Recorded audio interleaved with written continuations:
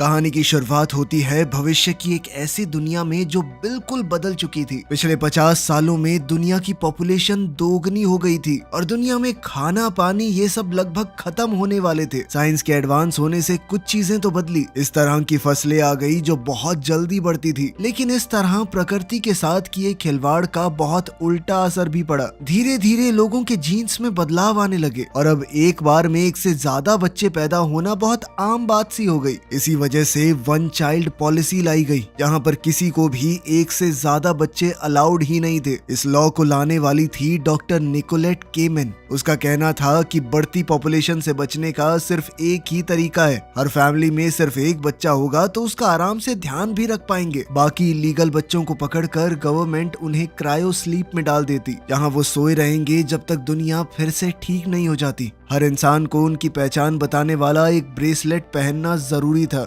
जिसमें उनका नाम, स्टेटस और डीएनए रिकॉर्ड रहता था। चप्पे चप्पे पर पुलिस खड़ी थी और लोगों को अपनी पहचान वेरीफाई करके ही जाने दिया जाता था और इलीगल पैदा हुए बच्चों पर स्ट्रिक्ट एक्शन लिया जाता। इसी नई दुनिया में एक आदमी है जिसका नाम है टेरेंस सेटमैन। उसकी बेटी ने एक जेनेटिक म्यूटेशन की वजह से एक साथ 7 बच्चों को जन्म दिया था। उन्हें जन्म देते हुए वो तो मर गई, लेकिन बच्चियां बच गई। उन 7 के चेहरे बिल्कुल एक जैसे थे। उनके पिता के बारे में कोई जानकारी थी नहीं, तो टेरेंस ने सोचा कि इन्हें मैं ही पालूंगा। हर एक लड़की का नाम उसने हफ्ते के एक दिन पर रख दिया, मंडे से लेकर सैटरडे संडे तक। टेरेंस ने उन्हें एक खास अपार्टमेंट में छुपकर बड़ा किया, जहां कोई भी शक ना करे कि एक से ज्यादा लोग रहते हैं। हर दिन सिर्फ एक लड़की घर से बाहर जा सकती थी और उन सब ने मिलकर एक नई पहचान बनाई। घर से बाहर उनका एक ही नाम था, कैरन सेटमैन। बाहर वो कैरन थी, लेकिन घर में अपने आम तरीकों से जीती। इस तरह 30 साल बीत गए। अब वो सब बड़ी हो चुकी थी। सरकार का मॉनिटरिंग सिस्टम बहुत तेज था और उनकी पहचान सामने आने का खतरा हमेशा बना रहता।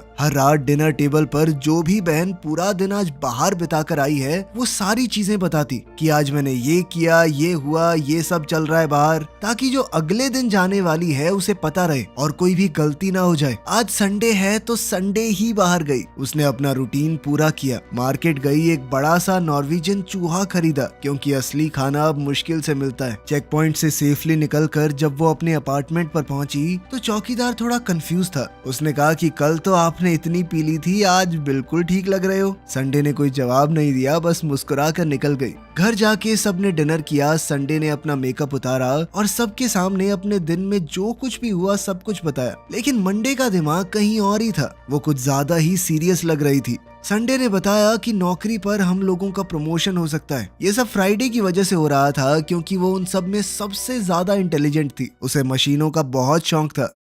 फ्लैशबैक में दिखाया गया कि कैसे टेरेंस ने उन्हें बचपन से ही ट्रेन किया था। उन्हें फिजिकल ट्रेनिंग, मेंटल डिसिप्लिन और छुपने के तरीके सिखाए गए थे। अगर उनके अलावा कोई भी इंसान घर में आता तो उन सबको 1 मिनट के अंदर छुप जाना होता था। सिर्फ एक लड़की को बाहर रहना अलाउड है। जब उन्होंने स्कूल जाना शुरू किया तब से ये कैरन वाला भेष चल रहा है। तब से ये रूल भी चल रहा था कि सिर्फ एक लड़की दिन में घर से बाहर जाएगी। अगला दिन आया और अब थर्सडे की बारी थी स्कूल जाने की। पहली बार इतने सारे लोगों को देखकर वो थोड़ा डर गई। उसके नाना टेरेंस ने उसका ब्रेसलेट पहले ही मॉडिफाई कर दिया था, ताकि उसकी पहचान आसानी से वेरीफाई हो जाए बिना किसी दिक्कत के। स्कूल जाने से पहले उसने थर्सडे को समझाया कि कुछ भी हो जाए अपनी बहनों के बारे में बात मत करना। वही रूटीन आज से 30 साल बाद तक चल रहा है, लेकिन अब हर बहन अपनी अलग पहचान के लिए तरस रही थी। हर किसी के अपने सपने थे, लेकिन उन्हें एक ही पहचान के अंदर जीना पड़ता था। सबसे ज्यादा परेशान थी थर्सडे। उसने एक बार बचपन में चुपके से घर से बाहर निकलने की कोशिश की थी,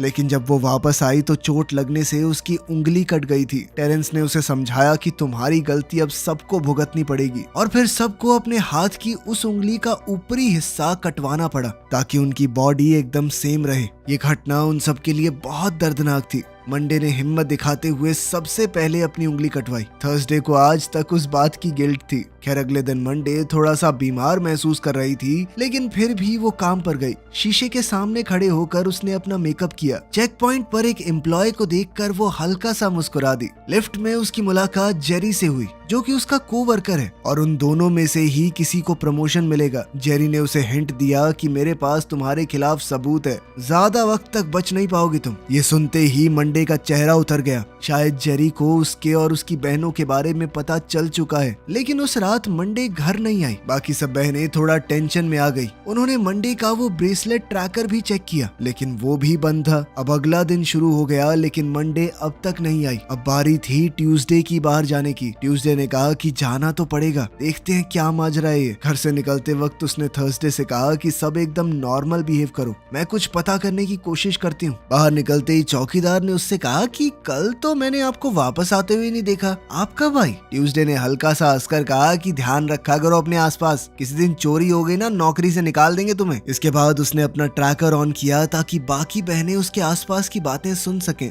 ऑफिस में जाकर उसे पता चला कि कैरन यानी कि उन लोगों को प्रमोशन मिल चुका है, इसीलिए कल रात को सेलिब्रेट करने के लिए वो अपने फेवरेट बार में गई थी। ट्यूसडे ने देखा कि जेरी उसे लगातार देख रहा है।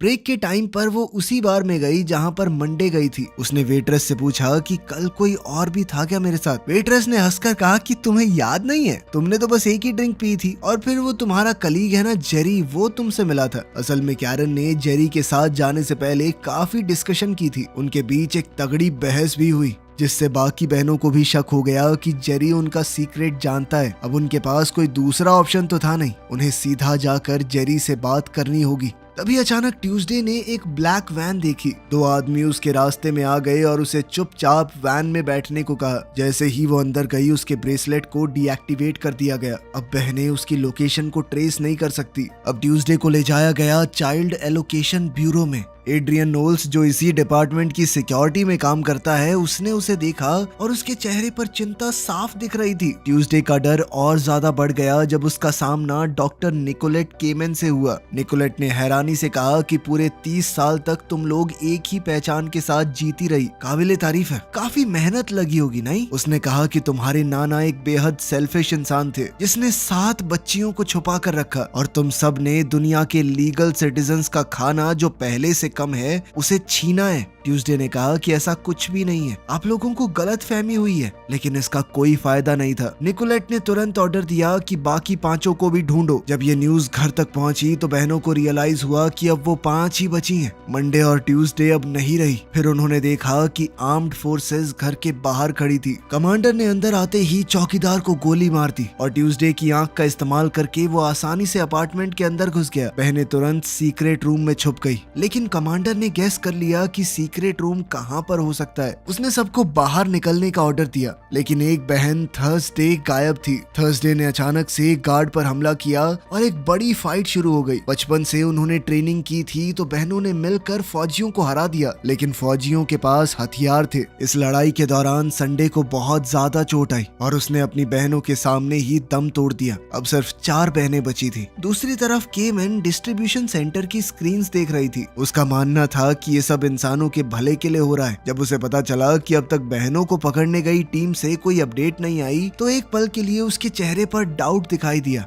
शायद पहली बार वो ये सोच रही थी कि मैं सही कर रही हूँ या नहीं। लेकिन उसके असिस्टेंट जो ने कहा कि गलती आपकी नहीं है, उन माँ बाप की है जो इलीगल तरीके से बच्चे पैदा करते हैं। एक बच्चा मिल तो रहा है सबको। निकोलेट ने ऑर्डर किया कि सबको ढूंढो और जेरी को खत्म कर दो। बहनों ने हिसाब लगाया कि जिस आंख का इस्तेमाल करके आर्मी अंदर आई थी वो ट्यूसडे की थी। अब उनके पास कोई ऑप्शन नहीं था। अपार्टमेंट से बाहर निकलते ही उनकी मौत पक्की है, क्योंकि हर जगह भर भर के सिक्योरिटी और डिटेक्टर्स लगे हुए थे। वेडनेसडे, जो कि उन सब में सबसे ताकतवर थी, वो तैयार हो गई जेरी से मिलने के लिए। उन्होंने प्लान बनाया कि वो वेडनेसडे के ब्रेसलेट के अंदर कुछ बदलाव करेंगे, जिससे उन्हें लाइव फीड दिख पाएगी। फ्राइडे गैजेट्स के साथ बहुत अच्छी थी, तो उसने आसानी से ये काम कर दिया। जब वेडनेसडे ने जेरी के ऑफिस में एंट्री ली तो जेरी थोड़ा चौंक गया, क्योंकि उसने आज तक कैरन को कभी भी बिना ड्यूटी सूट के नहीं देखा था। लेकिन उसे ये नहीं पता था कि एक स्नाइपर उसके पड़ोस की बिल्डिंग में उस पर आंख गड़ाए बैठा है। वेडनेसडे ने जेरी से कुछ सवाल पूछे। जेरी ने हिंट दिया कि अगर तुम प्रमोशन मुझे दे दो तो मैं तुम्हारा सीक्रेट किसी को को नहीं बताऊंगा। ये सुनकर वेडनेसडे ने टेजर निकाला, जो बस दिखाने के लिए था, असल में काम नहीं करता था। लेकिन जेरी टेजर से डर गया। उसने डर के मारे बता दिया कि वो क्या जानता है। जेरी बस इतना जानता था कि निकोलेट केमन के अकाउंट में इलीगली बहुत सारा पैसा ट्रांसफर हुआ है और वो कैरन ने किया था उसके इलेक्शन के लिए। निकोलेट के इलेक्शन कैंपेन के लिए करोड़ों पैसे गए हैं उसे। वेडनेसडे ने तुरंत कहा कि वो कॉन्ट्रैक्ट दिखाओ मुझे, लेकिन इससे पहले जेरी कॉन्ट्रैक्ट दिखा पाता, स्नाइपर ने जेरी को मार दिया। वेडनेसडे ने तुरंत पर्दे बंद किए स्नाइपर के व्यू से बचने के लिए। अब बिल्डिंग पूरी तरह से घिर चुकी थी। सोल्जर ने कहा कि जल्दी से इस फ्लैट को सर्च करो। जब एक फौजी बाथरूम में घुसा, वेडनेसडे ने उस पर हमला कर दिया। उसका हथियार सिर्फ उसके बायो कोड से ही एक्टिवेट होता था, तो उसने सोल्जर की उंगली काट कर बंदूक चलाई। जब बाकी फौजियों ने दरवाजा खोला, वेडनेसडे ने उन्हें गोलियों से भून दिया। कमांडर ने जल्दी से दूसरी टीम अंदर भेजी। उधर वेडनेसडे कॉन्ट्रैक्ट की फाइल को डाउनलोड करने में लगी हुई थी। फिर वो 3rd फ्लोर से खिड़की की मदद से जंप करके भाग गई। इतनी ऊपर से छलांग मारने की वजह से उसे काफी चोट आई। वो बहुत तकलीफ में थी, लेकिन रुकने का नाम नहीं लिया। उधर फ्राइडे मैप्स को देखते हुए उसे डायरेक्शन बता रही थी कि कहां भागना है, कैसे सिक्योरिटी से बचा जा सकता है। आम पब्लिक भी पुलिस वालों से नफरत करती थी, तो वो लोग वेडनेसडे की मदद करने लगे। गोलियों से बचती हुई वो भीड़ के बीच से भागती रही। इसी बीच किसी ने उनके अपार्टमेंट का दरवाजा खटखटाया। बाहर एक एजेंट था चाइल्ड डिस्ट्रीब्यूशन ब्यूरो से। सैटरडे ने तुरंत एड्रियन को पहचान लिया। उसकी थोड़ी बहुत बातचीत थी उनकी बनाई हुई पर्सनैलिटी कैरन से। एड्रियन ने अंदर आने की परमिशन मांगी। सैटरडे ने कहा कि मैं बस अभी आई। ये कहकर वो सीक्रेट रूम में गई। बाकी बहनें बिल्कुल कंफ्यूज थी कि आखिर एड्रियन ये प्यार भरी बातें क्यों कर रहा है। जब सैटरडे ने उसे अंदर बुलाया तो वो अजीबोगरीब हरकतें करने लगा, मानो वो उसका लवर हो। उसने कहा कि बस 1 मिनट रुकना, और वो सीधा सीक्रेट रूम में गई। उसने अपनी बाकी बहनों से पूछा कि किसका अफेयर चल रहा है इसके साथ। बाकी दोनों उसके ऊपर नाम लगाने लगी, पर सैटरडे ने साफ कह दिया कि मैंने कुछ नहीं किया इसके साथ, अब तो यही करेगा जो कुछ करेगा। सैटरडे ने कहा कि मैं इसे बाहर ले जाती हूँ इसका ध्यान भटकाने के लिए। ये सुनकर फ्राइडे ने उसके आर्म बैंड के अंदर एक खास तरह की चिप लगा दी। उसने कहा कि ये डिपार्टमेंट के लिए काम करता है, तुम बस इसके आसपास रहना, मैं चिप की मदद से हैक कर लूंगी सिस्टम को। इस तरह हम डिपार्टमेंट के सिस्टम में घुस सकते हैं। जैसे ही सैटरडे एड्रियन के साथ बाहर निकली तो दोनों बहनों ने हिसाब लगाया कि उन्हें दोबारा से वेडनेसडे की मदद करनी है, जो इस वक्त एक बिल्डिंग की छत पर चढ़ी हुई थी। उसके पास एक बिल्डिंग से दूसरी पर जाने के अलावा कोई चारा नहीं था। उसने हिम्मत जुटाई और छलांग लगा दी। वो शायद दूसरी तरफ पहुंच भी जाती, लेकिन जो ने उसे बीच में ही गोली मार दी। वेडनेसडे ने दूसरी बिल्डिंग का कोना पकड़ लिया और लटकी हुई थी, लेकिन जो ने कहा कि मैं तुम सबको खत्म कर दूंगा। इतना कहकर उसने सीधा वेडनेसडे के माथे में गोली मारी। उधर सैटरडे एड्रियन के अपार्टमेंट में पहुंची, जहां उसने एक फोटो देखा। साफ था कि कोई ना कोई बहन तो टांका भिड़ा के बैठी है इसके साथ। एड्रियन ने उसे किस किया और उधर फ्राइडे ने पूरे सिस्टम को हैक कर लिया था। उसने फाइल निकाली जिसमें इलीगल ट्रांसफर का प्रूफ था। कैरन सेटमैन, जो कि उनकी पर्सनैलिटी है, उसने निकोल केमन के इलेक्शन कैंपेन को फंड किया है। बहनें कंफ्यूज हो गई कि हम में से किसने किया है ये। एड्रियन के ब्रेसलेट की मदद से उन्होंने पूरे ब्यूरो के सर्वर से कनेक्ट कर लिया। फिर उसने अपनी जबरदस्त टेक स्किल्स का इस्तेमाल करके क्रायो बैंक के कैमरास को आसानी से हैक कर लिया। दरअसल उसे ये इन्फॉर्मेशन निकालनी थी कि आखिर इतने सारे लोगों को क्रायो स्लीप में कहां सुलाया जा रहा है। कई सारे रूम्स को खोजने के बाद उन्हें एक कमरे में अपनी बहन दिखी। मंडे अभी तक जिंदा थी। एड्रियन को काम पर जाना था। आज का दिन एड्रियन और पूरे ब्यूरो के लिए बहुत बड़ा था, क्योंकि निकोल केमन अपना इलेक्शन कैंपेन आज से शुरू करने वाली थी। एड्रियन और मंडे के बीच कुछ बात हुई, जिसमें पता चला कि एड्रियन सच में यही सोचता था कि ब्यूरो तो बहुत ठीक काम कर रहा है। उसे तो अपनी जिंदगी से बस एक बात का गुस्सा था कि उसकी गर्लफ्रेंड उसे सिर्फ एक दिन मिलती है। ये सुनकर बहनों को तुरंत समझ आ गया कि एड्रियन जिसे प्यार करता है वो मंडे है। अब सबको लगने लगा कि डॉक्टर निकोलेट केमन असल में मंडे को ब्लैकमेल कर रही है, लेकिन शायद जरूर कोई मजबूरी रही होगी उसकी। उन्होंने फैसला किया कि वो अभी जाकर मंडे को बचाएंगे और केमन का असली चेहरा दुनिया के सामने ले आएंगे। तभी एड्रियन के फ्लैट में कुछ फौजी घुसाए और उसे बिना कोई बातचीत किए एक झटके में मार डाला। उनके अपने अपार्टमेंट पर भी हमला किया गया। तो बची हुई बहनें वहां से भागने की कोशिश करने लगी, लेकिन फ्राइडे ने जाने से मना कर दिया। उसने तय किया कि वो यहाँ रहकर सारे सबूत छोड़कर नहीं जाएगी। अगर इन लोगों को हमारी सच्चाई के बारे में पता चल गया तो ये हमें नहीं छोड़ेंगे कभी भी। कहाँ छुपेंगे हम। उसने माइक्रोवेव में कुछ गैस से भरे हुए कैन डाले और सारा डेटा, सारे सबूत अपने ब्रेसलेट के जरिए भेजने शुरू कर दिए। उसका आखिरी मैसेज था कि मंडे को बचा लेना और केमन को वक्त रहते रोक लेना। सोल्जर्स ने जैसे ही गेट तोड़ा एक तेज धमाका हुआ जिसने पूरे फ्लोर को ही उड़ा दिया। थर्सडे शॉक में गिर गई। एड्रियन को रेडियो से धमाके की न्यूज मिली और वो तुरंत कैरन के घर गया। उसने जली हुई बॉडी देखी जिसे देखकर वो पागल हुआ जा रहा था। उसने अंदर जाकर अपने प्यार को बचाने की बहुत कोशिश की लेकिन उसे रोक दिया गया। जब वो वापस अपनी कार में गया तो थर्सडे ने उस पर हमला किया।